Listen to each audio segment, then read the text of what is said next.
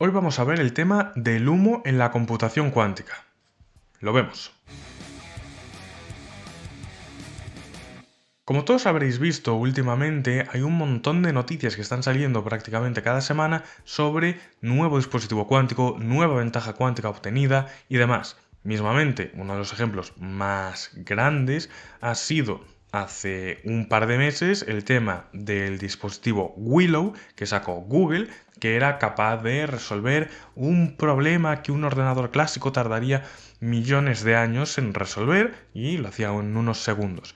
Por otro lado, teníamos también el caso del Majorana 1 sacado por Microsoft, que era un ordenador cuántico, un chip cuántico, con qubits topológicos, los cuales pues, serían resistentes a todo el tema del ruido. Y por otro lado tendríamos, por ejemplo, el que es el paper en Science de D-Wave, el cual han usado para promocionar en su página web que han conseguido por primera vez un caso de ventaja cuántica real en un problema del mundo real. Para tratar lo que quiero abordar vamos a desgranar un poco estos tres casos, porque yo creo que van a ser bastante elocuentes con respecto a lo que quiero que veamos. El primer caso es el de Willow. Willow, cuando se sacó, que es un chip cuántico desarrollado por Google y bastante interesante, cuando se sacó, se dijo que era capaz de resolver un cierto problema que un ordenador clásico tardaría millones y millones de años. Pues claro, esto tiene el truco de que ese problema es total y absolutamente inútil. Es simplemente un problema que consiste en obtener o digamos tomografiar un cierto estado cuántico saliendo de un circuito cuántico aleatorio. Esto es, simplemente es un dispositivo que ha sido capaz de resolver un problema que no tiene ninguna aplicación práctica y que, de hecho, se podría decir que este dispositivo está construido precisamente para resolver ese problema o que ese problema surge para poder estudiar la performance de este dispositivo. Pero realmente no es que sea algo positivo para, digamos, decir que verdaderamente o esto puede tener alguna aplicación o que esto tiene una ventaja. Porque si yo, por ejemplo, me pongo a pescar peces con una caña de papel, eso no implica que lo que esté haciendo sea útil. Simplemente implica pues, que soy el mejor pescando peces con una caña de papel. Entonces ya podemos ver que la campaña de marketing alrededor de este primer dispositivo ya es bastante cuestionable. Y junto con ello vamos a ver el segundo caso, que es el caso del Majorana 1. El Majorana 1 básicamente sería un ordenador cuántico, un chip cuántico, que según dicen en sus notas de prensa, tendría 8 qubits y estaría en un dispositivo, en una placa, en la cual podríamos tener hasta 1.000.000 de qubits. Podríamos escalarlo. Y lo más característico de estos qubits sería que son qubits topológicos. Básicamente, para que os hagáis una idea, unos qubits topológicos serían un tipo de sistemas físicos que nos permitiría evitar ciertos problemas de ruido dadas las propiedades topológicas de los mismos. Por ejemplo, algo parecido a lo que había explicado en uno de los vídeos sobre los esquirmiones y los instantones y demás. Pues algo más o menos por ahí. Por ejemplo, también podéis verlo como una especie de, entre comillas, solitones, aunque técnicamente no es lo mismo. Pero podríais verlo más o menos así. Entonces, claro, lo que pasa es que estos qubits topológicos son una especie de santo grial que si son capaces de realizar nos darían un avance extremo en el campo, ya que por primera vez pues tendríamos la oportunidad de tener ciertos dispositivos que serían fault tolerant y que pues, evitarían los problemas de ruido y ya con unos cuantos qubits podríamos empezar a hacer cosas bastante interesantes. Pero no todo lo que reluce es oro. Y hablando precisamente de Microsoft, hay que tener mucho cuidado. ¿Por qué? Porque ya de primeras Microsoft tiene un bastante mal historial con respecto a este tipo de publicaciones, ya que muchas veces, sobre todo en la parte de su equipo cuántico, se han publicado ciertas cosas que al final se demostraba que no eran correctas. Incluso cosas publicadas en revistas científicas. Tenemos que recordar que ya se les han retirado algunos papers de Nature, por ejemplo. Y claro, si queremos mirar el tema de precisamente este dispositivo, lo primero que tenemos que ver es que en los papers técnicos no dicen que tengan un chip cuántico de 8 qubits. Dicen que tienen un roadmap en el cual van a crear estos chips de 8 qubits, porque ahora mismo no tienen nada. Eso es lo primero que tenemos que destacar. Lo segundo que tenemos que destacar es el paper más importante, que es el paper en el que nos presentan que tienen un protocolo que les permite determinar cuando tienen una partícula topológica. Tienen pues un protocolo que les permite saber si tienen en un dispositivo un cierto qubit topológico, cómo generarlo y todo esto. No vamos a entrar en los detalles técnicos, pero básicamente este protocolo tiene el problema de que, uno, no está demostrado ni en el propio paper que funcione ni a nivel teórico ni a nivel experimental, y hay un gran problema en el tema de la revisión por pares de este paper, que es un problema que han destacado varios expertos en el campo, que es el hecho de que, claro, una revisión por pares suele ser una revisión que realiza gente que normalmente no está relacionada contigo, o al menos no directamente, y no tiene intereses en que aprueben precisamente lo que tú has hecho. Y claro, uno de los revisores de este paper ha sido precisamente un ex empleado del equipo cuántico de Microsoft, que además es uno de los autores a los que les retiraron papers. Esto no implica directamente que la revisión haya sido mal hecha, ni mucho menos, pero ya nos hace tener que desconfiar un poco, o al menos tener que pillar con pinzas todo lo que haya salido de ahí. Y claro, cuanto más está pasando el tiempo, muchos más expertos están mirando bien el paper, intentando ver qué posibles fallos puede tener y encontrando cada vez más cosas que nos pueden decir que realmente este paper o está mal hecho, o está intencionalmente mal hecho, o que sea falso. Obviamente yo no voy a hacer juicios sobre si está bien, mal, qué partes están bien, qué partes están mal, ya que yo no soy ningún experto en la parte de hardware y conozco bastante poco, sobre todo de la parte de partículas topológicas. Pero en principio se está viendo que hay bastante desconfianza por parte de la sección técnica de la comunidad. Entonces ya tenemos un segundo caso que nos empieza a chirriar, porque además son dos casos que han llamado mucho la atención. Pero es que ahora vamos a ir con el tercero, el que salió ayer. Un paper de D-Wave en el cual clamaban que habían conseguido el primer caso de ventaja cuántica sobre un problema del mundo real. Cabe destacar que esto no lo dicen en el paper, sino que lo dicen en su página web. Su página web, a través de la cual luego remiten al paper como, digamos, una especie de prueba de que precisamente han hecho esto. ¿En qué consiste esto que ha hecho D-Wave? Básicamente lo que han hecho es simular un sistema cuántico que evoluciona con un cierto hamiltoniano, con el hamiltoniano de Ising transversal. Obviamente es interesante estudiar este caso, y sobre todo utilizando un quantum annealer como los que tienen ellos, que precisamente son dispositivos cuánticos que evolucionan con este tipo de hamiltoniano. Y claro, en su paper lo que hacen es decir que esta simulación, esta evolución en el tiempo, no puede ser simulada con tensor networks, porque como sabemos, últimamente hay bastante pique entre la computación cuántica y las tensor networks, porque cada vez que la computación cuántica dice hemos conseguido una ventaja cuántica, llegan las tensor networks y te dicen que con un ordenador portátil son capaces de reproducir tu mismo resultado mejor y con un coste extremadamente inferior. Entonces, claro, lo que dice D-Wave es: no puedes simular esto con tensor networks en un tiempo razonable, con una memoria razonable, mientras que nuestros annealers sí que son capaces de hacerlo. Para que tengamos contexto, tenemos que empezar por el principio de esta historia. El principio de esta historia está en el preprint que saca D-Wave en marzo del año pasado. En ese preprint básicamente presentan el método, presentan sus primeros resultados, además de que suben todo su código a un C-nodo, y pues ahí podemos ver las primeras partes de esto, que luego pasaría por una serie de revisiones en la revista Science. En este proceso, D-Wave contacta con la comunidad de eTensor, que es una cierta librería para hacer cálculos de tensor networks, y concretamente con dos investigadores que están bastante metidos en esa librería. En todo este proceso, según ponen en los acknowledgements, estos les ayudan con la parte de las tensor networks. ¿Y qué sucede tras ello? Pues lo que sucede es que se sacan los resultados, se saca el paper, se envía a la revisión en Science y tras ello es aceptado en febrero, a finales de febrero de este año,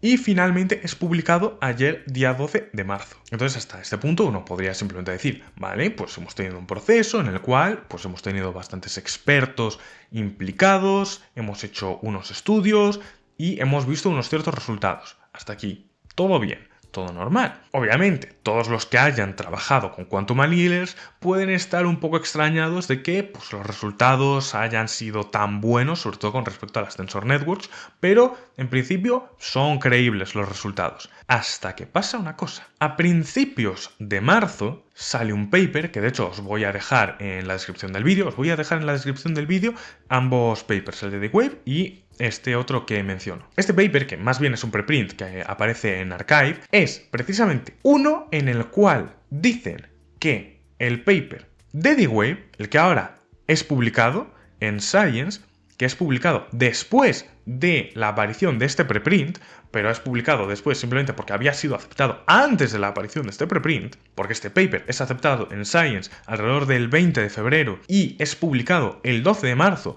pero el otro paper de Tensor Networks del que vamos a hablar ahora es subido como preprint a Archive el día 7 de marzo, más o menos. En este preprint, básicamente los autores lo que dicen es que el preprint de D-Wave está mal y que básicamente sí que son capaces de hacer dicha simulación que D-Wave dice que se tardaría millones de años, que D-Wave dice que se tardaría millones de años hacer, lo hacen en solamente 2 horas en un ordenador. Y ni siquiera en un superordenador, lo hacen en un ordenador normal. Además se nota bastante en el abstract que el paper lo que busca es contestar precisamente al paper de D-Wave para decirles, oye, os habéis pasado, estáis equivocados, realmente las Tensor Networks funcionan mucho mejor de lo que vosotros decís en vuestro paper. Y, pues precisamente, esto es lo que hace que uno pueda decir ahora mismo, vale, entonces, 1, 2, 2 se equivoca, porque están diciendo dos cosas contrarias. Obviamente, uno al principio podría decir,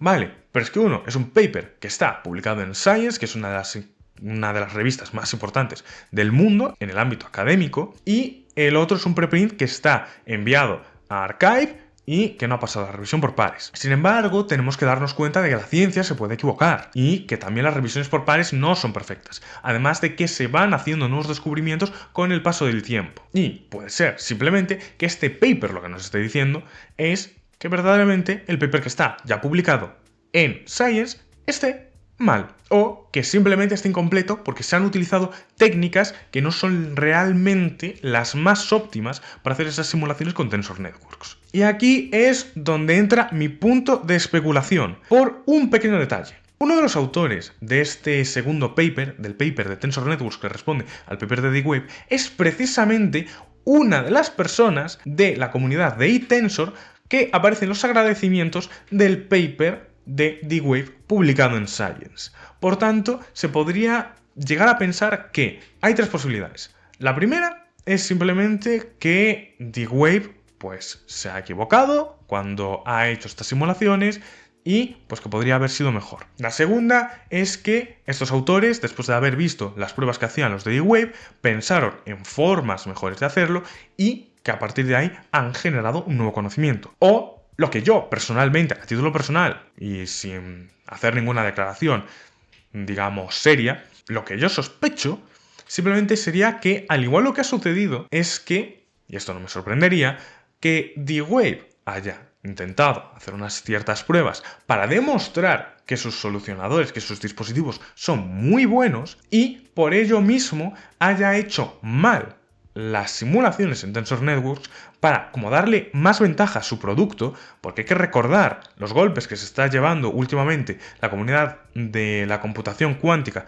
cada vez que hay una exageración y alguien las desmonta, o cada vez que un CEO, como por ejemplo el CEO de Nvidia, dice cosas que a cualquier técnico o cualquier persona que esté mínimamente metida en la parte técnica de esto o en la parte de investigación de esto se da cuenta que son ciertas, como por ejemplo de que al campo le quedan como mínimo entre 10, 20 o sabe Dios cuántos años hasta que pueda tener alguna aplicación, pues claro, en este contexto probablemente lo que podría hacer D-Wave es decir, vale, vamos a intentar hacer este paper intentando batirnos con el jefe final, que ahora mismo son las Tensor Networks, porque son básicamente las que son capaces de cargarse todo lo que hace la cuántica, haciéndolo más rápido y mejor, simplemente porque el hardware cuántico ahora mismo es completamente ineficiente e insuficiente, pues vamos simplemente a intentar batir a este haciendo un paper en el que, pues, le pongamos menos capacidades. Vamos, básicamente marcarse un Jake Paul contra Mike Tyson. La cuestión es que, claro, la comunidad de Tensor Networks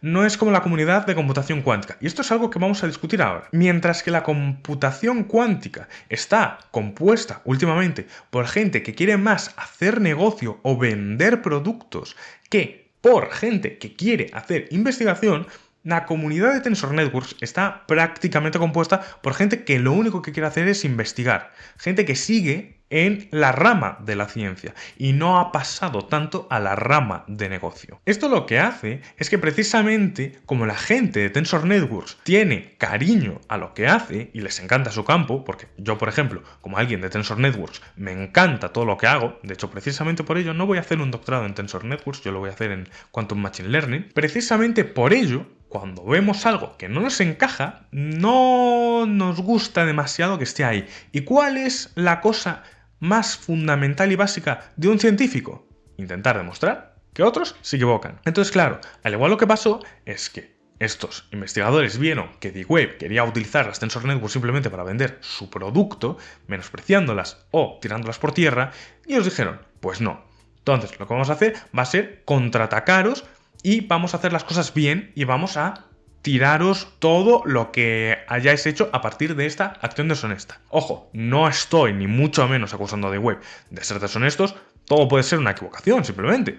Todos nos equivocamos, pero tampoco puedo descartarlo, porque últimamente he estado viendo bastantes cosas que están muy fuera de lo que debería ser la ciencia en este campo que es la computación cuántica. Y precisamente eso es lo que vamos a comentar ahora, teniendo todo este contexto. Una cosa bastante frustrante y bastante horrible, diría yo, con respecto a la comunidad de computación cuántica, y con comunidad me refiero tanto a los investigadores que trabajan en computación cuántica como a la parte comercial de la misma y a pues, todos los aficionados o toda la gente que está interesada en la propia computación cuántica, pero que al igual no tiene tanto conocimiento de la misma. Una cosa que no me gusta nada de la comunidad es que se come cualquier fake news o cualquier información falsa o errónea como si fuera cierta sin ni siquiera valorarla mínimamente. Y a esto no me refiero solamente con cuando nos equivocamos, todos podemos considerar que una noticia pues puede ser cierta y pues no darle muchas vueltas, esto nos puede pasar a todos, pero es que aquí es algo sistemático, y lo digo en serio, es preocupante. Vamos a desglosar esto en principalmente 3 líneas. La primera línea es la más evidente, las fake news. Simplemente, un periódico nos dice algo, como por ejemplo, hace unos días que salió una noticia en un medio de comunicación llamado Voz Populi, que es una especie de periódico, yo ya no sé qué es después de haber leído esa noticia, en la cual aseguraban que unos investigadores habían conseguido romper Bitcoin en 320 segundos con un ordenador cuántico de 18 qubits. Su fuente era una publicación de un perfil que no conoce nadie en LinkedIn, que yo personalmente sospecho que puede ser pues, uno de estos perfiles bot que te genera cosas automáticamente con IA, y creo que cualquiera que vea ese perfil va a pensar lo mismo. Y en ese post, además, esa persona no daba ninguna fuente. Básicamente, la fuente era Cibeles. Entonces, claro, ante esta situación, cosas como esta, ¿qué pasó? La comunidad vio eso y dijo, oh no, esta noticia es claramente falsa porque no da ningún tipo de fuente, ni da ningún argumento, ni enseña dónde puedo buscar más información. No, la gente empezó a compartir eso como si fuese algo cierto. Obviamente, esto no tuvo tanto bombo, sobre todo porque Voz Populi tampoco es que sea un periódico extremadamente visto, pero llegó a bastantes sitios, como por ejemplo algunos canales de YouTube que no voy a mencionar, pero que me parece bastante lamentable que hayan hecho vídeos bastante grandes y bastante intensos, precisamente tratando esto como si fuera algo cierto, y también pues a algunas otras personas que no diré que de forma deshonesta, pero sí de forma descuidada han compartido esta noticia como si fuera... Y también otras personas que no de una forma deshonesta, supongo, sino que más bien de una forma, diría que descuidada, han compartido esta información como si fuese veraz, sin contrastarla o sin echarle un ojo, porque es que era muy claro que esa noticia era falsa. De hecho, podéis buscarla ahora mismo, le tuvieron que cambiar el título y simplemente si buscáis algo de estilo Bitcoin hackeado en Voz Populi seguramente os salga. También empezó a salir por culpa de ello en muchos otros medios que ya nos dejan claro cómo funciona el periodismo en este país, pero bueno. Entonces claro, esto es uno de los ejemplos más básicos. Luego pues también todos los ejemplos de noticias que salieron del Majorana 1, todas las noticias que salieron del Willow, todas las noticias que salen en cualquier momento sobre cosas en las que los periodistas que escriben eso no es que no tengan idea, que no tener idea no es un problema. No todos tenemos idea de todas las cosas. Yo hay muchas cosas que no sé y no hablo de ellas, o si voy a hablar de ellas, normalmente consulto a las personas que saben de ello. Porque probablemente si los periodistas lo que hicieran fuera simplemente consultar a cualquier experto técnico o investigador en computación cuántica, nos ahorraríamos un montón de noticias falsas o noticias basura. Y la mayoría no les van a cobrar, por ejemplo. Por ejemplo, a mí, si me viene un periodista y me dice, oye, esto que he escrito está más o menos bien, simplemente para comprobar si no he dicho algo que sea incorrecto en algún punto. Simplemente con hacer eso, que a mí, por ejemplo, no me importaría nada leerme un artículo de, digamos, 2 páginas, que tampoco me va a llevar tanto, lo leo en el bus. No es tan complicado hacer eso. Pero aquí decidimos hacer la noticia fácil, hacer la noticia rápida y la comunidad, sin siquiera hacer un mínimo atisbo de comprobación, se lo come con patatas y luego lo va difundiendo como si fuera cierto. Y como sabemos, cuando algo se repite mucho, la gente suele tender a pensar que es correcto. Y el problema también reside en los expertos o supuestos expertos que también comparten estas noticias de forma recurrente como si fueran ciertas. Y, obviamente, todos las podemos cagar una vez, o 2, o las que sean.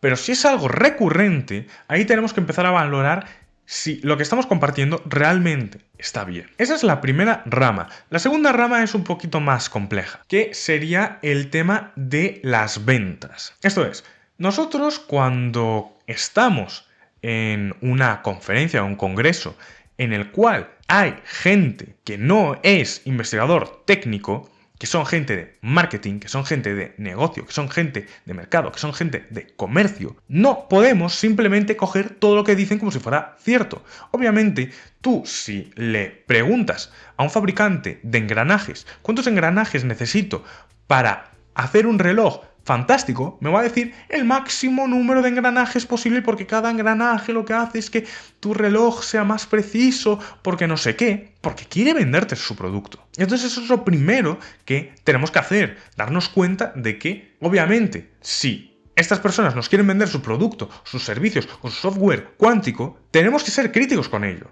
Mismamente, por ejemplo, yo en la parte de Tensor Networks os podría estar vendiendo un montonazo de cosas de hardware o de software dedicado para Tensor Networks o solvers de Tensor Networks y tendríais que ser especialmente críticos con lo que yo os digo de Tensor Networks. Mismamente, también, si os empiezo a hablar de, por ejemplo, las cosas que hago yo en mis papers de computación cuántica, también tenéis que pillarlo con pinzas, porque podría estar intentando venderos algo. Justamente en mi caso, pues no coincide, porque yo tampoco hago de comercio y tampoco quiero vender nada, pero podría darse el caso. Entonces, claro, si estamos hablando directamente de gente cuyo trabajo es venderte ese producto o venderte esa idea para que luego le den más financiación, tienes que pillar las cosas con extremo cuidado. Y esto es algo que afecta no solamente a la gente de la comunidad, a gente de a pie o gente que, por ejemplo, estudiantes que están mirando, que están estudiando y demás. Esto afecta también a las administraciones. Mismamente,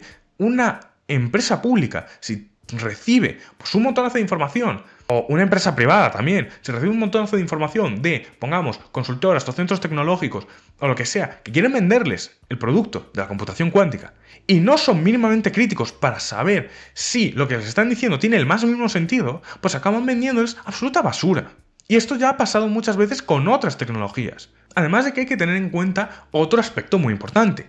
Si son gente no técnica, si son gente de negocios, si son gente de mercados, si son gente de marketing, no están versados en los detalles técnicos de la computación cuántica. Por tanto, aunque ni siquiera te quieran vender las cosas, aunque no te quieran decir las cosas que no son, pueden equivocarse.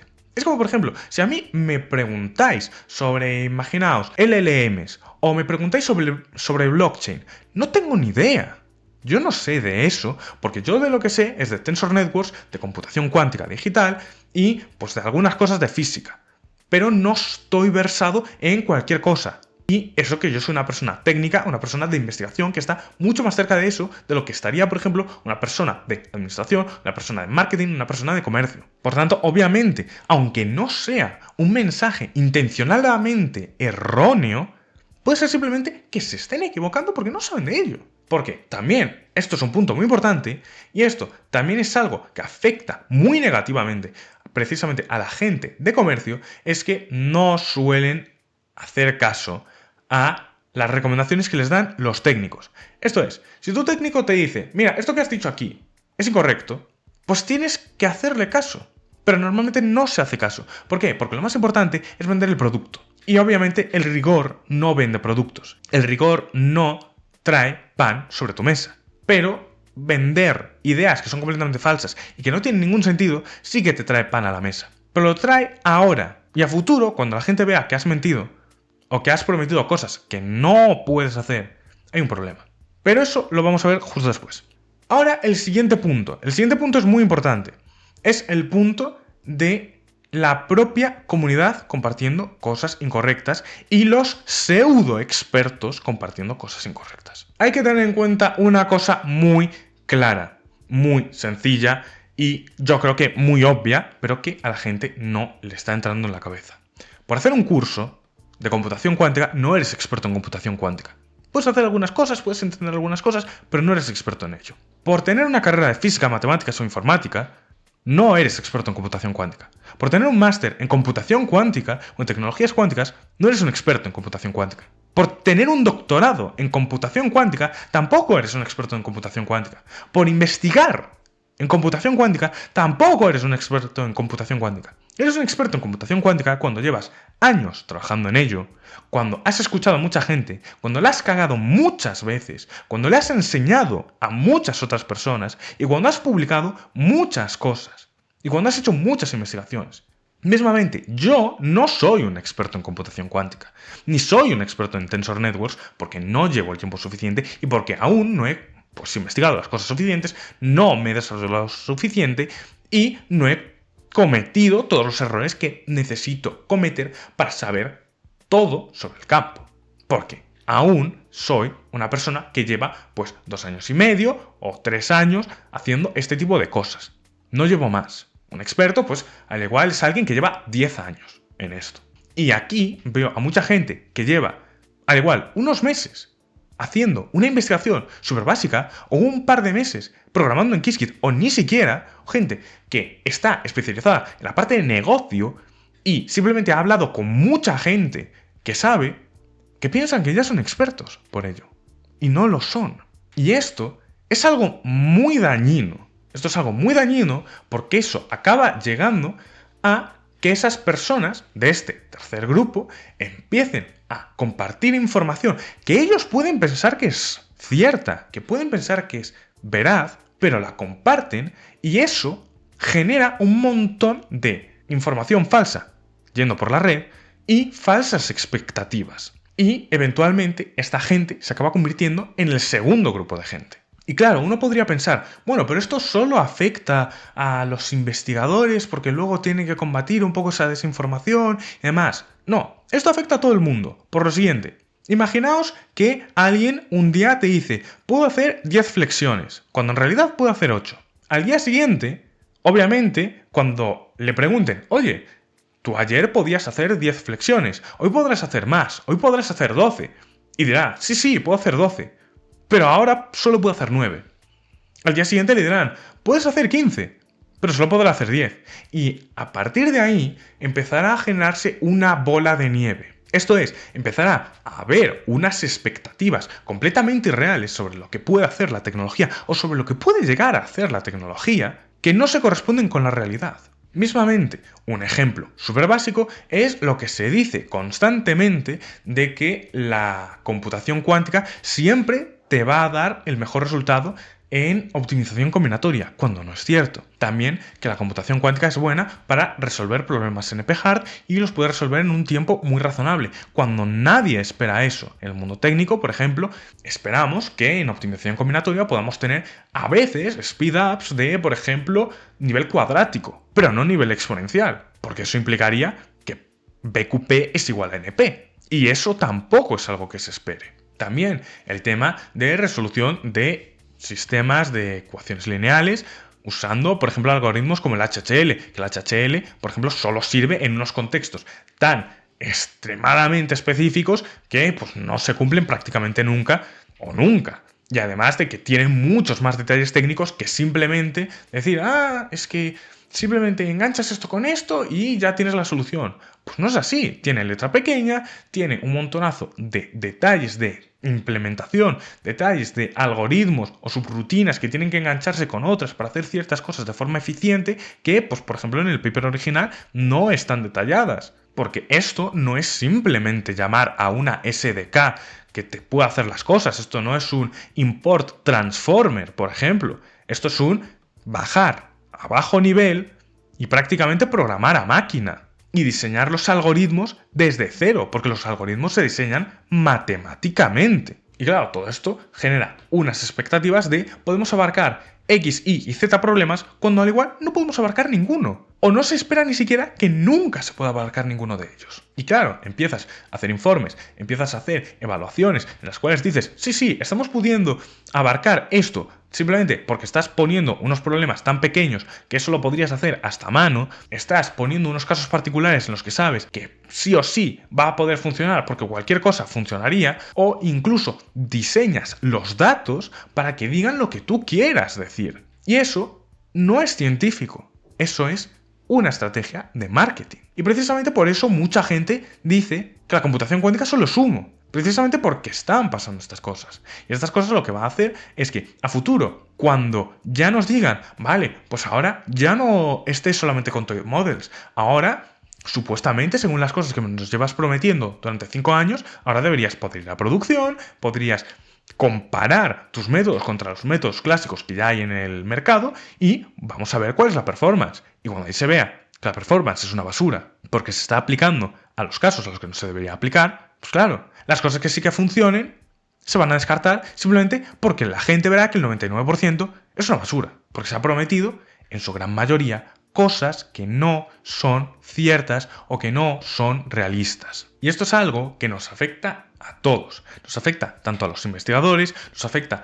también a las personas que estamos interesados en este campo, afecta a toda la gente que también vive de ese campo, mismamente también esos comerciales, y también afecta, por ejemplo, a la gente que quiere empezar a hacer unos estudios alrededor de esto. Y además, obviamente, afecta también a los usuarios porque, obviamente, sí que hay cosas que la computación cuántica puede hacer mejor que la computación clásica y sí que se espera que haya otras cosas en las que también pueda destacar. Pero claro, si simplemente por empezar a vender un montonazo de humo con respecto a cosas que no se deberían estar investigando, solamente por ello ensuciamos todo el campo, pues se va a descartar todo el campo. Porque ahora mismo, el campo, lo que se le vende a la gente, lo que se le dice al conjunto de la población, son cosas falsas. O sea, la mayoría de las cosas que se le dice a la gente son humo. Y con la mayoría me refiero al igual el 95%. ¿Por qué? Sobre todo porque las cosas que sí que funcionan son cosas muy técnicas que costaría explicarlas bien y muchas de ellas pues no tienen una aplicación industrial, al menos a día de hoy, o que necesitan combinarse con otras cosas que hacen que pues cueste explicar el por qué funciona, cómo funciona o dónde funciona. Entonces, claro, todos estos aspectos hacen que haya que ir con pies de plomo y que todos tengamos que reflexionar sobre qué es lo que estamos compartiendo sobre el campo, cuáles son nuestros puntos de vista al respecto, qué es lo que creemos que es cierto y qué no es cierto, y sobre todo que tengamos cuidado con qué cosas leemos, qué cosas dejamos que entramos, qué cosas leemos, qué cosas dejamos que entre dentro de nuestra cabeza y qué ideas creemos que son ciertas y hacia dónde debería moverse el campo. Porque, por ejemplo, os voy a poner un caso muy sencillo, el caso del HHL, mismamente. El caso del HHL es simple. Ese algoritmo no vale para resolver ciertos problemas de forma que obtengas la solución explícita. Y eso te lo pone hasta en el paper original. Pero hay muchas empresas que están intentando venderte que lo pueden utilizar para obtener la solución explícita y a partir de ella pues hacer cosas importantes. Pero no funciona así porque el algoritmo no es ese. Entonces, los esfuerzos que vamos a tener de gente investigándolo, cómo mejorarlo, cómo optimizarlo, cómo implementarlo mejor y demás, y en qué casos de uso aplicarlo, es un esfuerzo que podríamos estar dedicando a, por ejemplo, estudiar otros algoritmos parecidos, pero que nos devuelven otras cosas distintas. Y, por ejemplo, otra cosa importante es que algunos de los algoritmos que se están estudiando, sobre todo ahora, porque hay mucha prisa por obtener resultados, una prisa que no debería estar, porque a nivel personal yo considero que esto ahora mismo debería seguir en el campo de la investigación y no debería estar en el campo del desarrollo y mucho menos en la parte de producto, porque esto ni siquiera ha llegado a innovación.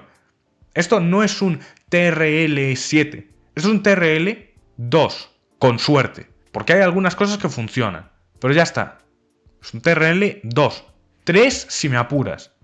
Pero hay cosas que están en un TRL 1 o 0. Pero claro, todo esto está haciendo que ahora mismo haya mucha prisa para sacar algoritmos que funcionen con el hardware actual. Lo cual, pues en principio no tiene por qué tener sentido. Porque simplemente por ello se descartan un montón de algoritmos que pueden ser buenísimos, que pueden ser súper interesantes, pero que no funcionan con el hardware actual, sino que funcionarían con un hardware que ya funcionase bien. Un hardware a futuro. Pero simplemente por esta prisa se está dejando el estudio a futuro, el largo plazo, por una especie de corto plazo que no funciona, que no va a funcionar y que no va a servir para nada, solamente para mantener las ventas y para empezar a inflar una burbuja o que la gente no se dé cuenta de que hay una burbuja, porque la burbuja ya está ahí. Tampoco es tan grande, pero puede crecer bastante. Entonces esto es básicamente lo que quería comentaros. Ahora mismo el campo está lleno de humo, sigue avanzando muy prometedoramente, eso es cierto, las cosas de verdad están avanzando y se están consiguiendo muy buenos resultados en ciertas áreas, pero obviamente no se está avanzando al ritmo que se está prometiendo, porque ya de base no se estaba antes en el punto en el cual se estaba prometiendo. Pero aún así, yo creo que es esperanzador el futuro del campo, pero tenemos que tener cuidado con lo que compartimos, con lo que leemos, con lo que estudiamos y con lo que nos creemos. Así que nos vemos en el próximo vídeo.